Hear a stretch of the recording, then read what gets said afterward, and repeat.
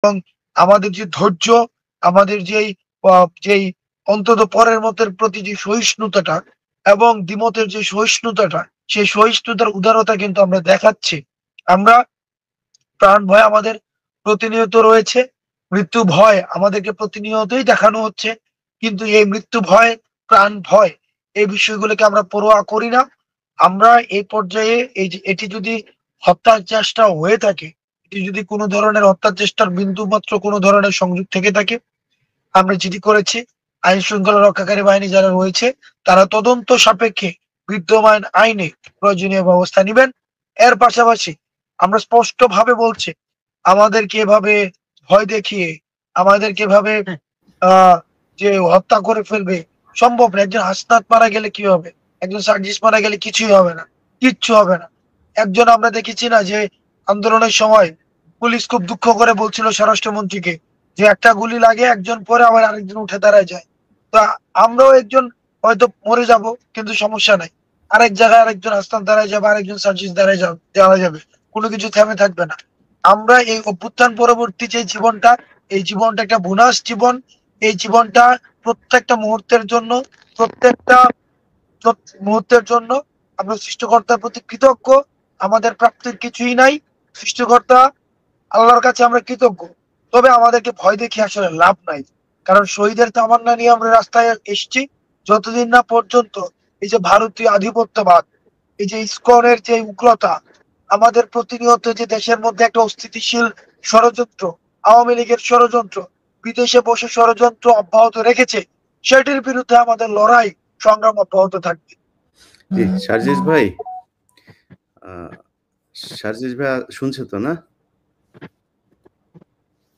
হাসনাত ভাই, সার্জিস ভাই কি শুনছে আমার কথা? সার্জিস পিছনে কথা বলছে। আচ্ছা সার্জিস ভাই, আপনার সাথে আপনাকে একটু শুনি। তার মাঝখানে হাসনাত ভাই, আমরা একটু ইসকনের বিষয়টা নিয়ে কথা বলতে চাই। আপনারা দেখছেন যে ইসকন যে সন্ত্রাসী কার্যকলাপ চালাচ্ছে, তো এই সন্ত্রাসীদেরকে আসলে মানে মোকাবেলা করার জন্য আমাদের পদ্ধতিটা আসলে এখন কি হবে? আজিজ ভাই, আপনার কাছ দিয়েই শুরু করি, শেষ করি। সেটা হচ্ছে যে ইসকনের পরিস্থিতি আপনারা দেখছেন সারা দেশে তারা কি ধরনের তাণ্ডব চালাচ্ছে। গতকালকে যে কায়দায় একজন মানুষকে জবাই করে হত্যা করা হয়েছে, এরপরেও মানে তাদের ব্যাপারে কি তাদেরকে সন্ত্রাসী সংগঠন হিসেবে চিহ্নিত করা, নিষিদ্ধ করার ব্যাপারে আপনাদের কোনো প্রক্রিয়া আছে কিনা? দেখুন ভাই, আমরা আমাদের জায়গা থেকে একটা জিনিস স্পষ্ট করেই বলেছি, সেটা হচ্ছে যে ধর্ম আমাদেরকে শেখায় যে প্রত্যেক ধর্মের প্রতি শ্রদ্ধাশীল হতে। আমরা আমাদের জায়গা থেকে প্রত্যেক ধর্মের প্রতি শ্রদ্ধাশীল। সে ইসলাম ধর্ম হোক, হিন্দু ধর্ম হোক, খ্রিস্টান ধর্ম হোক, বৌদ্ধ ধর্ম হোক, যেই ধর্ম হোক না কেন, কিন্তু কোনো একটা ধর্মের নাম ব্যবহার করে কেউ যদি কোনো একটা উগ্রবাদী সংগঠন করে এবং সেই উগ্রবাদী সংগঠনকে ব্যবহার করে মানুষকে প্রকাশ্যে দিবালোকে জবাই করে হত্যার মতো নৃশংস ঘটনা ঘটায়, তাহলে সেই উগ্রবাদী সংগঠনের অস্তিত্ব কখনো আমরা সমর্থন করতে পারি না। এ কারণে আমরা আমাদের জায়গা থেকে আজকে স্পষ্ট করে বলেছি, এই ইসকন নামক উগ্রবাদী সংগঠন, যার অতীত রেকর্ড যদি আপনি দেখেন, যেই কালো রেকর্ড গুলো এখন বের হয়ে আসছে, যেই রেকর্ড গুলো এতদিন আওয়ামী লীগ ধামাচাপা দিয়ে রেখেছিল, সেই রেকর্ড গুলো কিন্তু এখন বের হয়ে আসছে। আমরা আমাদের জায়গা থেকে স্পষ্ট করে বলেছি, ধর্মকে ব্যবহার করে কোনো একটি উগ্রবাদী সংগঠন, এই ইসকনের মতো সংগঠন যদি বাংলাদেশে এরকম নারকীয় ঘটনা যা ঘটিয়েছে তা আবারও ঘটায়, তা আমরা আমাদের জায়গা থেকে কখনোই হতে দিব না, এবং সেটি ঘটানোর পূর্বেই যেন তাদেরকে তাদের জায়গায় নিষিদ্ধ করা হয়। আমরা আরেকটি জিনিস বলি, এই বিষয়ে আমাদের অবস্থান একদম স্পষ্ট। যারা আমাদের সনাতন ধর্মাবলম্বী ভাইরা রয়েছেন, হিন্দু ধর্মের ভাইরা রয়েছেন, তারা আমাদের ভাই। কিন্তু এখানে ইসকন আর হিন্দু ধর্ম এই দুইটাকে যেন এক করে না ফেলা হয়, দুইটা ভিন্ন জিনিস। এখানে সনাতন ধর্মকে আশ্রয় করে, ব্যবহার করে কিছু উগ্রবাদী আছে হিন্দু ধর্মের, যারা এই ইসকনের সাথে যুক্ত এবং তারা এই কাজগুলো করছে। আমাদের অবস্থাটা একদম স্পষ্ট, এরকম প্রকাশ্যে দিবালোকে হত্যাযজ্ঞের সাথে জড়িত উগ্রবাদী সংগঠনকে অবশ্যই এই বাংলাদেশে নিষিদ্ধ করতে হবে। যে হিন্দু এই ইসকন হচ্ছে আলাদা, হিন্দু আলাদা, এরা সব আলাদা, কিন্তু আমরা তো এই বিভিন্ন ছবি টবি যেগুলো সোশ্যাল মিডিয়াতে দেখছি যে এই ইসকনের প্রোগ্রামেই হিন্দুরা, সেইখানে আওয়ামী লীগ ছাত্রলীগের লোকজনকেও দেখা যাচ্ছে, যাদের নামে হত্যা মামলা হচ্ছে তাদেরকেও বিভিন্ন ভিডিও ফুটেজে দেখা যাচ্ছে। তো এই ক্ষেত্রে আসলে সরকারের মানে করণীয় কি? আপনারা কি চিন্তা করছেন তাদের ব্যাপারে?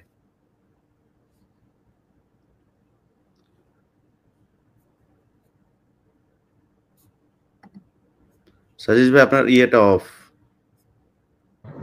ভাই আবার যদি একটু বলতেন। আমি বলছিলাম যে এই যে ইসকনকে আমরা বলছি যে ইসকন আলাদা, হিন্দুরা আলাদা, আওয়ামী লীগ আলাদা, কিন্তু বিভিন্ন জায়গায় দেখছি যে সেই মিলেমিশে সবাই একাকার, এবং যেই বিভিন্ন তাদের ফেসবুক পোস্টগুলি আপনারা যদি দেখেন, সোশ্যাল মিডিয়াতে তাদের যে ভিডিও ফুটেজগুলো বের হয়েছে, সেখানে দেখা যাচ্ছে ছাত্রলীগের, যুবলীগের চিহ্নিত সেই সন্ত্রাসীরাই তাদের সাথে। তো এই যে ইসকনের নাম ভাঙিয়ে যে এইভাবে হিন্দু এবং আওয়ামী লীগ সব মিলেমিশে একাকার হচ্ছে, এই ক্ষেত্রে আপনাদের পরিকল্পনা কি হওয়া উচিত? ভাই একদম স্পষ্ট করে একটা জিনিস বলি, ফ্যাসিস্ট আওয়ামী লীগ এবং তাদের দোসররা এখন গিরগিটির মতো নানা রূপ ধারণ করেছে। তারা আনসারদের কাছে গিয়ে আনসার লীগ হয়েছে, সচিবালয়ে গিয়ে আমলা লীগ হয়েছে, বিচার বিভাগে গিয়ে বিচারপতি লীগ হয়েছে। তারা এখন বিভিন্ন রূপে, এখন তারা ইসকন লীগ হয়ে যাচ্ছে। আমাদের এই নতুন যে ইসকন লীগ, আমরা তাদেরকে আমাদের জায়গা থেকে একটা জিনিস বলি। ইভেন অনেকে, আমি তো একটা জিনিস বলেছি যে সকল হিন্দুকে আমি আমার জায়গা থেকে ইসকন মনে করি না, হিন্দু ধর্মাবলম্বী যারা রয়েছেন, কিন্তু হিন্দু যারা ইসকন রয়েছেন, ইসকন সংগঠনটির সাথে যুক্ত সরাসরি, তারা আসলে হিন্দু ধর্মাবলম্বী আছেন। তো সেই জায়গা থেকে যারা এই উগ্রতাকে ধারণ করে, আমরা তো তাদেরকে আমরা ইসকনের উগ্রপন্থী হিসেবেই ট্রিট করব। এবং যে সকল ভণ্ড সুবিধাবাজ আওয়ামী লীগের দোসররা যারা এখন ইসকন লীগে রূপান্তরিত হয়েছেন, তাদের ক্ষেত্রে একই কথা প্রযোজ্য। তাদের ক্ষেত্রে তাদেরকে আসলে আমরা আমাদের জায়গা থেকে আইন শৃঙ্খলা রক্ষাকারী বাহিনী এবং বিচার বিভাগকে আরেকটু অ্যাক্টিভ প্রত্যাশা করি। আমরা এই ঘটনা তো 5ই অগাস্টের পরে বাংলাদেশে এরকম প্রকাশ্যে দিবালোকে একজনকে জবাই করে হত্যা করা হবে, এটা কিভাবে সম্ভব? এটা তো আমাদের কল্পনার মধ্যেও ছিল না। সেই জায়গায় যে রূপেই হোক, যেভাবেই হোক, যেই ধর্মের পরিচয় হোক না কেন, যা কিছু ব্যবহার করে হোক না কেন, যে এই হত্যাকাণ্ডের সাথে জড়িত, যারা উস্কানি দিয়েছে, এখন দিচ্ছে, তাদের সবাইকে দ্রুত বিচারের আওতায় এনে এই যে একটি অপ্রত্যাশিত নৃশংস ঘটনা, এটির একটি মীমাংসা এবং দৃষ্টান্তমূলক শাস্তির ব্যবস্থা করতে হবে। জি, ধন্যবাদ। ভাই, আপনারা দুজনই খুবই ক্লান্ত দেখা যাচ্ছে। বিশেষ করে হাসনাত ভাইকে খুবই ক্লান্ত দেখা যাচ্ছে। আপনাদের কাছে আমার একটা অনুরোধ থাকবে হাসনাত ভাই, যে আপনারা এই যে এখন যে রাতের বেলায় যে এত রাতে আপনারা গাড়িতে করে ঢাকায় ফিরছেন, এটা আমার কাছে পছন্দ হয় নাই।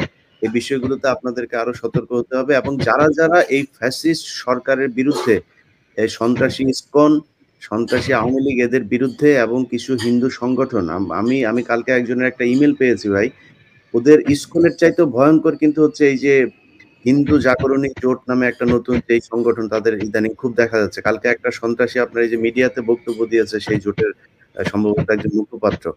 তো এদের ব্যাপারে আমার মনে হয় আপনাদের অনেক বেশি হওয়া দরকার। আমি সেই 2019 সালে আমার একটা ডকুমেন্ট ছিল, সেখানে আমি দেখিয়েছিলাম যে এরা কিভাবে সংঘবদ্ধভাবে, সেই তাদের নিজেদের ট্রান্সপোর্টেশন আছে, নিজেদের ওয়্যারলেস সুবিধা আছে, তাদের অস্ত্র আছে, সবকিছুই তারা খুব পরিকল্পিতভাবে এই দেশে সন্ত্রাসী কার্যক্রম চালানোর জন্য করছে। তা আমার মনে হয় আপনারা যখন রাতের বেলা বা দিনের বেলা যখন যেখানে যান, যেই জেলাতে যান, সেই জেলার পুলিশ সুপারকে ইনফর্ম করা, এবং তারপরও নিজেদের কিছু ইহেও রাখা, কারণ ইসকন যে পরিমাণে প্রশাসনে তাদের লোক ঢুকিয়েছে, কাকে বিশ্বাস করবেন সেটা নিয়েও আসলে একটা সন্দেহ রয়ে গেছে। হাসনাত ভাই, যদি কিছু বলতে চান আপনি বললে আমরা শেষ করি। আমরা যেটা বলতে চাই সেটা হচ্ছে যে বাংলাদেশে যদি কেউ থাকে, তাকে বাংলাদেশি হিসাবেই থাকা উচিত। বাহ্যিক ভাবে বাংলাদেশি আর মানসিক ভাবে ভারতীয়, এইভাবে আসলে বাংলাদেশে এক ধরনের দ্বৈত মানসিক অবস্থা নিয়ে থাকা খুবই ডিফিকাল্ট। সেজন্য আমার সনাতন ধর্মের যে ভাইয়েরা রয়েছেন, আমরা তাদের বা আমরা সবার ধর্মীয় সম্প্রীতিতে আমাদের পূর্ণ সমর্থন রয়েছে। এখানে একটা বিষয় গুলিয়ে ফেলা হয় যে ইসকন বিরোধিতা মানেই কিন্তু হিন্দু বিরোধিতা নয়। যারা সনাতন ধর্মের রয়েছে, হিন্দু একটা ধর্ম, এটা নিজস্ব কালচার রয়েছে, তাদের নিজস্ব হচ্ছে রিচুয়ালস রয়েছে, সবকিছুই সেটা তারা তাদের মতো করে পালন করবে, এবং সেটা পালনের ক্ষেত্রে রাষ্ট্র রাষ্ট্রীয় ব্যবস্থা থেকে তাদের সম্পূর্ণ নিরাপত্তার ব্যবস্থা করবে। আমরা আমাদের জায়গা থেকে সহায়তা করব, আমাদের এই পারস্পরিক বোঝাপড়া থাকবে। আমরা কিন্তু এই যে যে যে কৃষ্ণ, যে চিন্ময়কে ধরা হয়েছে, উনি কিন্তু হিন্দু বলে ওনাকে ধরা হয়নি, উনি ধর্মীয় উগ্রবাদী এবং রাষ্ট্রের মধ্যে রাষ্ট্রদ্রোহিতার অভিযোগে ওনাকে ধরা হয়েছে। তো সুতরাং বাংলাদেশে বসে বিদেশের কোনো ষড়যন্ত্র এখানে বাস্তবায়নের পথ হতে অন্তত আমরা করে দিব না, অন্তত আমরা বেঁচে থাকতে সেই সুযোগ কোনোভাবে আমরা দিব না। 2 নম্বর বিষয় হচ্ছে যে পার্শ্ববর্তী দেশ যে ভারত, আমরা আমাদের মানে যে ছোটবেলা থেকে আমরা দেখছি যে তাদের সাথে বাংলাদেশের যে সম্পর্ক, এই সম্পর্কটি কিন্তু ন্যায্যতার ভিত্তিতে গড়ে ওঠেনি। এই সম্পর্কটি হয়েছে আপোষের ভিত্তিতে। এই সম্পর্কটি হচ্ছে ঢাকায় ক্ষমতা টিকিয়ে রাখার জন্য দিল্লিকে কিবলা বানিয়ে রাখা হয়েছে। দিল্লিকে সবসময় হচ্ছে এক ধরনের মেরুদণ্ড বর্গা দিয়ে ঢাকার হচ্ছে বঙ্গভবন বঙ্গভবনে ক্ষমতায় দখল দখল করে রাখা হয়েছে। আমরা সেই আমাদের 24 পরবর্তী বাংলা 3 কিলোমিটার পর্যন্ত হচ্ছে বাইক এবং গাড়ি সেখানে ওই গ্রামে যায়। তো আমরা যাওয়ার সময় যে গাড়িটি দিয়ে আমরা যে গাড়িটি ব্যবহার করি, আসার সময় যেহেতু মানুষের অনেক বেশি ভিড় ছিল, আমরা আলাদা আলাদা ভাবে আসি, এবং আসার সময় আমরা যাওয়ার সময় যে গাড়িতে গিয়েছি, আসার সময় আমরা অন্য গাড়িতে উঠেছি। আমরা তবে 3টা গাড়ি, চিটাগং এর যারা সমন্বয়ক ছিল, চিটাগং এর যারা স্থানীয় ছিল, এবং আমরা, আমাদের টোটাল 3টা গাড়ি ছিল। আমরা এই 3টা গাড়িতে আমরা যাই। তো আমাদের ইমিডিয়েট সামনে যে গাড়িটা ছিল, ওই সামনের গাড়িটাকে হচ্ছে ট্রাক এমন ভাবে সামনে থেকে, যেটা হেড অন, যে অ্যাক্সিডেন্ট, এই হেড অন অ্যাক্সিডেন্ট হয়। তো সেক্ষেত্রে আমরা পরে যেটা জেনেছি, আমরা তাকে জিজ্ঞাসাবাদ করা হয়েছে বারবার ড্রাইভারকে। ড্রাইভার হচ্ছে অসংলগ্ন তথ্য দিচ্ছিলেন, তার তথ্য এবং বাস্তবতার সাথে কোনো মিল ছিল না। উনি জানিয়েছিলেন যে উনি পণ্য খালাসের জন্য যাচ্ছেন, কিন্তু পণ্য খালাসের কোনো ধরনের যে স্লিপ থাকে বা কোনো ধরনের ডকুমেন্টস থাকে, এগুলো ছিল না। তো এবং দ্বিতীয় যে তথ্যটি সবচেয়ে বেশি স্পর্শকাতর, জুলাই অভ্যুত্থানের হত্যাকাণ্ডের আসামি হচ্ছে এই গাড়ির মালিক, যে গাড়ি বা ট্রাক, যে ট্রাকের মালিক এই উত্থানের আসামি। এখন সেই জায়গা থেকে আমরা এই বিষয়টিকে আমরা ইতিমধ্যে বিভিন্ন সময় আমাদেরকে হত্যা করার প্রতিনিয়ত আপনারা দেখছেন, আওয়ামী লীগ, যুবলীগ এবং হচ্ছে আওয়ামী লীগের যে সেল, তারা প্রতিনিয়ত কিন্তু আমাদেরকে হত্যা করার, এগুলো হচ্ছে ওপেন, তারা হচ্ছে ঘোষণা দিচ্ছে, হুমকি দিচ্ছে। একটা বিষয় দেখেন, এত কিছুর পরেও আহ আমরা দেখেছি যে আহ বিগত ফেসিস্ট সরকারের সময় বঙ্গবন্ধু যাকে বলা হতো, যে শেখ মুজিবের 15ই আগস্টে যদি কেউ কালো ব্যাজ ধারণ না করতো, তাও তাকে পুলিশে ধরে নিয়ে যেত। কিন্তু আমরা দেখছি যে এই সময়ে যে আমাদেরকে একদম জনসম্মুখে সোশ্যাল মিডিয়াতে হত্যার হুমকি দেওয়া হচ্ছে, আমরা কিন্তু ওই ধরনের ধৈর্য শক্তি দেখাচ্ছি। আপনারা যদি আমাদের কমেন্ট সেকশনে যান, আমরা কিন্তু কমেন্ট সেকশন আমাদের উন্মুক্ত থাকে, আমরা কমেন্ট সেকশন কিন্তু আমরা বন্ধ করি না। অর্থাৎ তাদের যেই এক ধরনের সরাসরি এই যে হুমকি ধামকি, এই বিষয়গুলো কিন্তু আমরা দেখছি। এবং দেশে এই দিল্লিকে ক্যাপলা বানিয়ে বাংলাদেশ শাসন করবে, এই সুযোগ আর নেই। সেজন্য আমাদের ভারতের সাথে সম্পর্ক হবে ন্যায্যতার ভিত্তিতে। সেই ন্যায্যতার জায়গা থেকে ভারত যেহেতু খুনি ফ্যাসিস্ট শেখ হাসিনাকে আশ্রয় দিয়েছে, আমরা চাই, এবং আমাদের দেশে যে ষড়যন্ত্রগুলো হচ্ছে, সেই ষড়যন্ত্র কিন্তু ভারতে বসেই হচ্ছে। সেজন্য ভারতের প্রশাসন, ভারতের ফরেন মিনিস্ট্রির উচিত, এবং আমি মনে করি এই অন্তর্বর্তীকালীন সরকার, ভারতের ফরেন মিনিস্ট্রির কাছে জবাবদিহিতা চাওয়া উচিত। কেন তারা এই আওয়ামী লীগ সরকারকে, যে সরকারকে জনগণ সিদ্ধান্ত নিয়েছে যে তারা এই দেশে থাকবে না, এই সরকারকে কেন তারা হচ্ছে সহায়তা করছে, এই বিষয়ে বাংলাদেশের উচিত ফরেন মিনিস্ট্রির হচ্ছে জবাবদিহিতা চাওয়া। তৃতীয় বিষয়, ভারতকে বোঝা উচিত, ভারতের যে সম্পর্কটি, এটি হচ্ছে নেশন টু নেশন রিলেশন, অর্থাৎ ভারতের সাথে বাংলাদেশের। কিন্তু আমরা এই বিষয়টি অনুভব করছি, ভারত বাংলাদেশের সাথে সম্পর্ক করতে চায় না, ভারত ফেসিবাদের তুষর আওয়ামী লীগের সাথে সম্পর্ক করতে চায়। অর্থাৎ ভারত যদি মনে করে থাকে যে তারা নেশন টু নেশন সম্পর্ক ডেভেলপ না করে, তারা নেশন টু পার্টি সম্পর্ক ডেভেলপ করবে, party to party, nation to party অথবা পার্টি টু পার্টি সম্পর্ক ডেভেলপ করবে, তাহলে এটি এই 24 পরবর্তী বাংলাদেশ অথবা বর্তমান বিশ্ব রাজনৈতিক ব্যবস্থার ক্ষেত্রে এটি একটি ত্রুটিপূর্ণ সিদ্ধান্ত বলে আমি মনে করছি। সেজন্য পৃথিবীর কেউ, আমাদের একটা রিসিপ্রোক্যাল একটা ওয়ার্ল্ডে আমরা বসবাস করি, প্রত্যেকে প্রত্যেকের সহায়তা নিয়ে বসবাস করে, প্রত্যেকের ন্যায্যতার ভিত্তিতে বসবাস করে। সেই জায়গা থেকে আমরা চাই সম্পর্ক গড়ে উঠবে ভারতের জনগণের সাথে বাংলাদেশের জনগণের, ভারতের সরকারের সাথে বাংলাদেশের সরকারের, ভারতের জনগণের সাথে বাংলাদেশের কোনো দলের নয়, ভারতের সরকারের সাথে বাংলাদেশের কোনো দলের নয়।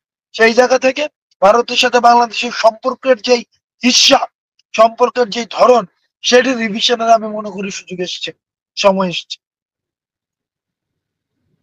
জনাব হাসনাত আব্দুল্লাহ এবং সাজিস আলম দুজন গিয়েছিলেন অ্যাডভোকেট সাইফুল ইসলাম আলিফ তিনার জানাজায় অংশ নিতে, এবং সেখান থেকে ফেরার পথে তাদের গাড়িটিকে চাপা দেওয়া হয়েছে। তো তাদের সেই বহরে যে গাড়িটি ছিল সেই গাড়িটি দুমড়ে মুচড়ে যায়, কিন্তু তারা যে গাড়িটিতে ছিল সেই গাড়িটি মোটামুটি অক্ষত ছিল। একটু জানিয়ে রাখি যে যেই গাড়িটিতে তারা চাপা দিয়েছে সেই গাড়িটিতে হাসনাত আব্দুল্লাহরা যাওয়ার সময় গিয়েছিল, কিন্তু আসার সময় তারা গাড়িটি ভাগ্যক্রমে পরিবর্তন করে তারা অন্য আরেকটি গাড়িতে উঠেছে, যেই কারণে সেই গাড়িটিতে তারা ছিলেন না। এবং আরেকটি তথ্য যেটি জানলাম সেটা হচ্ছে যে ওই গাড়িটি যেটি দুমড়ে মুচড়ে গিয়েছে সেই গাড়িটির মালিক হচ্ছে, এটি যেহেতু রেন্টেকারের গাড়ি, ওই গাড়িটির মালিক হচ্ছে এই জুলাই অগাস্ট অভ্যুত্থানের হত্যা মামলার একজন আসামি। তো আমরা সন্দেহ করতেই পারি যে এই ঘটনাটি আসলে কারা ঘটাতে পারেন। আমাদের সাথে হাসনাত আব্দুল্লাহ এবং সাজিস আলম দুজনেই একই গাড়িতে আছেন। হাসান ভাই, আপনাদের কাছ থেকে বর্ণনাটা শুনি আসলে কি হয়েছিল। ভাই, আমরা হচ্ছে আজকে আলিফ ভাইয়ের বাসায় যখন যাই, সেটা হচ্ছে লোহাগড়ার একটা গ্রামে। তো আলিফ ভাইয়ের যে জানাজাতে অভূতপূর্ব সাড়া দিয়েছে মানুষ, এবং আপনারা যে জনসমাগম দেখেছেন